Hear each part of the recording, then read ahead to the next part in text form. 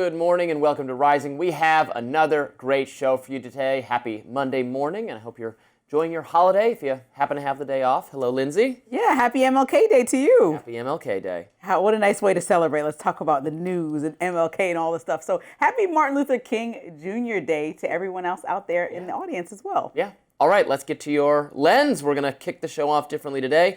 Lindsay, tell us what's on your mind. Okay, so today we mark Martin Luther King Jr. Day, observed near his actual birthday on the 15th of January, a moment meant not just for remembrance, but for reflection and for recommitment. Dr. King dared this country to imagine something better, a society rooted in love, unity, and nonviolence, where dignity isn't selective and opportunity isn't conditional. That dream wasn't abstract, it was forged in conflict, pressure tested by reality, and aimed directly at America's unfinished business. If Dr. King's life taught us anything, it's that hope matters most when evidence points toward despair.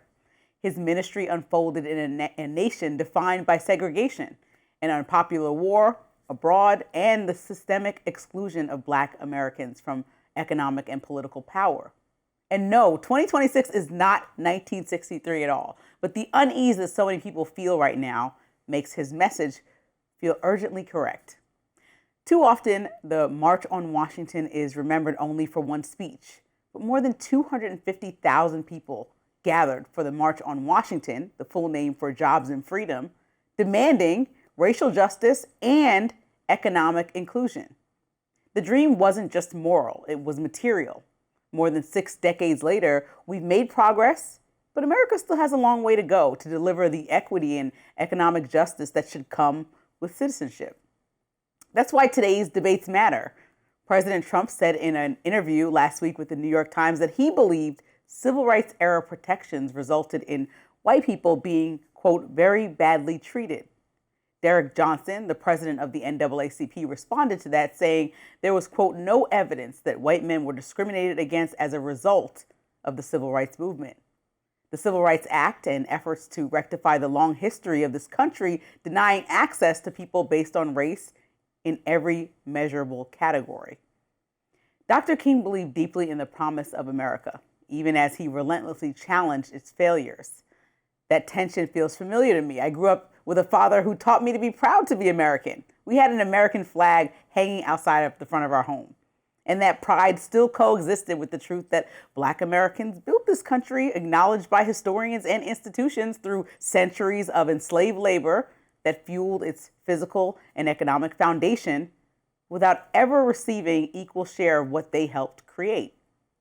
Remember that I Have a Dream speech came amid a long season of anti-Black violence. In Birmingham, children were met with fire hoses and police dogs. In Jackson, sit-ins were attacked. Medgar Evers was murdered outside of his home. Against that reality, Dr. King imagined still a future where, quote, the sons of former slaves and the sons of former slave owners will sit down together at the table of brotherhood. That vision wasn't naive, it was defiant. Dr. King didn't deny despair, but he refused to surrender to it. During his 1964 Nobel Prize acceptance speech, he said, quote, I refuse to accept despair as the final response to ambiguities of history. He chose hope as an act of resistance. Today, we still face persistent wealth gaps, housing and education disparities, mass incarceration, and global violence. These troubles weren't created by one election or one moment. Despair, though, has never liberated anyone. What we need now is courage, the courage to see immigrants as human beings, to recognize rural America as a place worthy of investment, and to accept that our world is deeply interconnected. We can't wall ourselves off from global pain, but we can reach far enough to make a difference. Dr. King's greatest gift wasn't just the dream, it was the discipline of pushing toward a better tomorrow.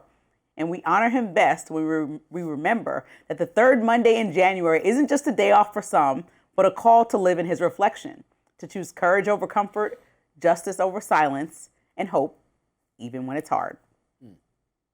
Well, I find a lot to admire about Martin Luther King, and I think that we have, I think his message has actually fallen out of fashion with both many on the left and the right, and it's had negative consequences. Colorblindness.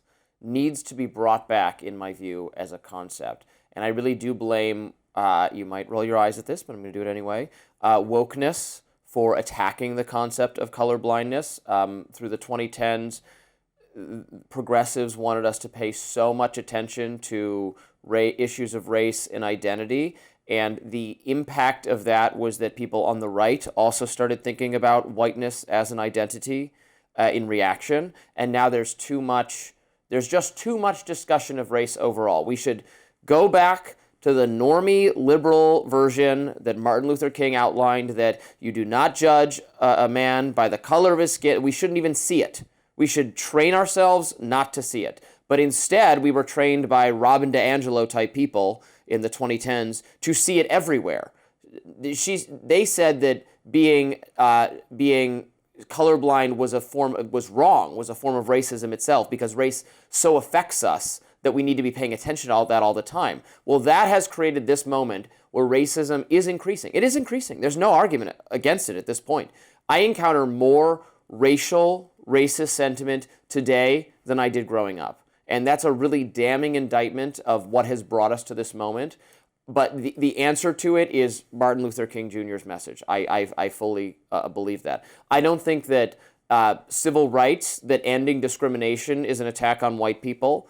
I would argue that racial preferencing is an attack on not just white people, but whoever is underfavored by the admissions or the hiring, if they are done in accordance with preferences. So we should not have racial preferencing, any of that kind of thing. But colorblindness, which was his fundamental message, is a wonderful concept and is worth bringing back in full force.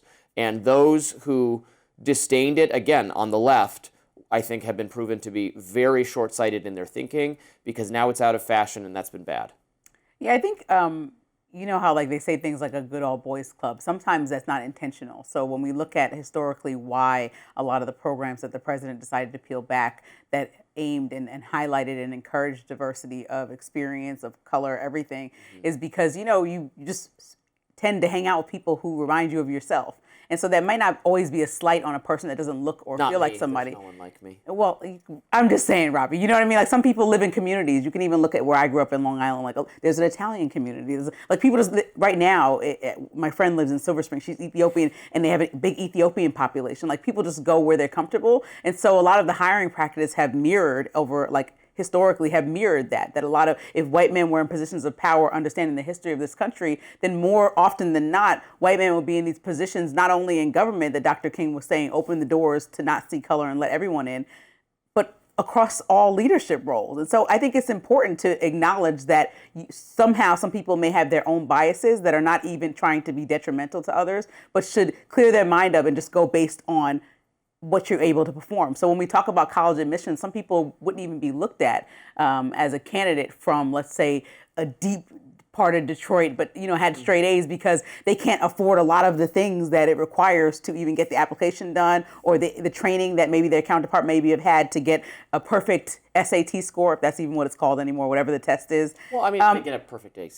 SAT score, they're in. Yeah, no, I'm saying, but sometimes the advantages or the disadvantages is that the economic reality is that some parents of disadvantaged communities can't afford the same training that their counterparts maybe could afford to get them that perfect score. Well, but again, let's be colorblind. And the economic disadvantage is an economic disadvantage regardless of whether you're black, white, brown, or anything. And civil rights, I don't even see it. I'm not going to see it. You're just economically disadvantaged. Civil rights policy is across the board. It protects people, no matter what race, color. So white people are included in that. Civil rights law protects everyone. That's the law of the land. They haven't been, because Harvard for years was able to say, if you're white or if you're Asian, we are punishing you in consideration of when you apply here. And that was ruled unconstitutional or illegal by the Supreme Court, which I agree with. I think if people are accustomed to privilege and not even aware of it, and know that word really irritates people, then just leveling the playing field for some people feels like oppression when it's truly not. So like if you think about more people, if our company right now is expanding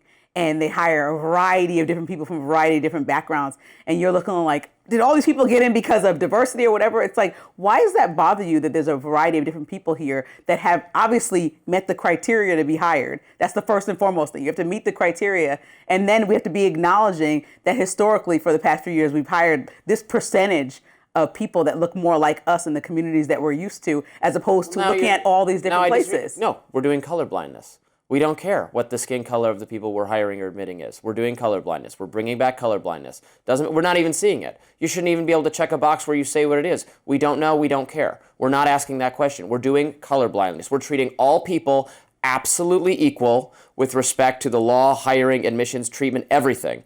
We don't see it. We don't know. It's all the same. We're the same. I know. That's when you what hop on a Zoom call, when you hop on a Zoom call, right, Robbie, you see that I'm a black woman. So even if I'm not going to see it. You will. That's just actual. I can't pretend. It's not a religion. I literally am who I am. had this right, and we're going back to that. We don't see it. We don't see it. Well, if only that were the perfect world and people really didn't see it and then move forward like that. But a lot of people just go with their implicit biases and move forward. Well, I'm going to manifest the world I want to live into. Me too.